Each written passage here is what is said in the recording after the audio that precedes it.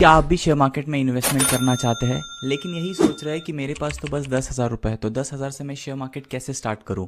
तो इस वीडियो को एंड तक देखना, क्योंकि मैं इन डिटेल स्टेप बाय स्टेप आपको बताऊंगा कि 10,000 के साथ आप कैसे स्टॉक मार्केट में एंट्री लेके इन्वेस्टमेंट स्टार्ट कर सकते हैं। हेलो एवरीवन, मेरा नाम है राहुल जाधव, चार्टर्ड अकाउंटेंट और certified research analyst. Welcome to Seekho official show share market update. Share market में पैसा लगाना मतलब कोई गैम्बलिंग करना नहीं है। अगर शेयर मार्केट में हम कैलकुलेटेड रिस्क ले तो बहुत अच्छा इन्वेस्टमेंट के रिटर्न मिल सकते हैं। और कैलकुलेटेड रिस्क लेने के लिए हमारा एंट्री क्लियर करने के लिए हमें हमेशा छोटे अमाउंट से ही स्टार्ट करना चाहिए। और अच्छी बात है अगर हम छोटे अमाउंट से स्टार्ट करते हैं तो छोटी अमाउंट पकड़ के चलते हैं 10,000 रुपीज़। आपका स्टेप वन क्या होगा? स्टेप वन ये होगा कि आपको ऑथोराइज ब्रोकर के पास जाके आपका डीमैट अकाउंट ओपन करना पड़ेगा। इंडिया में बहुत अच्छे टॉप के ब्रोकर्स है, जैसे ज़रोदा हो गया, अपस्टॉक्स हो गया, एंजल वन हो गया, मोतीलाल ओसवाल हो गया। ये बहुत अच्छे ब्रोकर्स है जिनके पास आपको केवाईसी करके प्रॉपर अकाउंट ओपनिंग करनी होगी बैंक अकाउंट के लिंक के साथ। अब अगर आपने डीमैट अकाउंट ओपन कर लिया है तो क्वेश्चन आएगा कि मैं करूँ क्या? देखो, स्टॉक मार्केट में हम इंट्राडे ट्रेडिंग भी करते हैं। इंट्राडे ट्रेडिंग का वीडियो ऑलरेडी अपलोडेड है। हम स्विंग ट्रेडिंग, इन्वेस्टमेंट भी करते हैं, एसआईपी भी करते हैं, म्यूचुअल फंड्स भी होता है।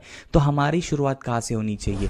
देखो, अगर आप इनिशियली स्टार्ट कर रहे हो और आपको ये गेम को कंसिस्टेंटली लॉन्ग टर्म के लिए लेके जाना है तो आपको ऑप्शन बाइंग, इंट्राडे ट्रेडिंग को इनिशियली अवॉइड करना चाहिए। स्टेप 2, लर्निंग पे फोकस होना चाहिए। लर्निंग कहाँ पर होना चाहिए? आपको इंडेक्स के बारे में जानकारी इकट्ठा करनी चाहिए। निफ्टी 50 क्या होता है, सेंसेक्स क्या होता है, इन इंडेक्स को ट्रैक करना होगा। और इन इंडेक्स में जैसे निफ्टी 50 में 50 स्टॉक्स है, सेंसेक्स में 30 स्टॉक्स है, इन टॉप के 50 और 30 स्टॉक्स को आपको ट्रैक करना होगा, क्योंकि आपकी इनिशियल इन्वेस्टमेंट इन्हीं बड़े कंपनीज में ही होनी चाहिए। स्टेप 2 ऑफ लर्निंग वो है आपको एक स्पेसिफिक सेक्टर के बारे में जानकारी इकट्ठी करनी चाहिए। इंडिया में फार्मा सेक्टर कैसे काम करता है, फार्मा सेक्टर के कौन से स्टॉक्स हैं। इंडिया में आईटी सेक्टर कैसे काम करता है, आईटी सेक्टर के कौन से स्टॉक्स हैं। इंडिया में बैंकिंग सेक्टर कैसे काम करता है और बैंकिंग सेक्टर के कौन से स्टॉक्स हैं। इन सब की जानकारी इकट्ठा करो। चलो अभी स्ट्रेट बताता हूं कि 10,000 का बाइफिकेशन कैसे होगा और उसका इन्वेस्टमेंट कैसे होगा। सबसे पहले 10,000 में से 2 से 3,000 रुपए आपको इन्वेस्ट करना चाहिए ईटीएफ में, एक्सचेंज ट्रेडेड फंड।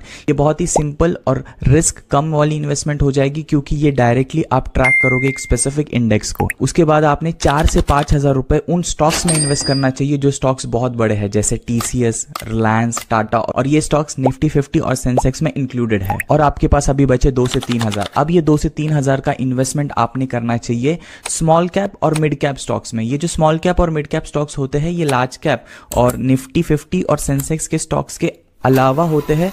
कंपनीज छोटी होती है लेकिन हाई ग्रोथ होते हैं, इसलिए इसमें बाइफिकेशन बस 2 से 3,000 का होगा। ये हो गया आपका टोटल 10,000 का एंटायर बाइफिकेशन, जिसमें ईटीएफ भी हो जाएगा, लार्ज कैप स्टॉक्स और मिड कैप और स्मॉल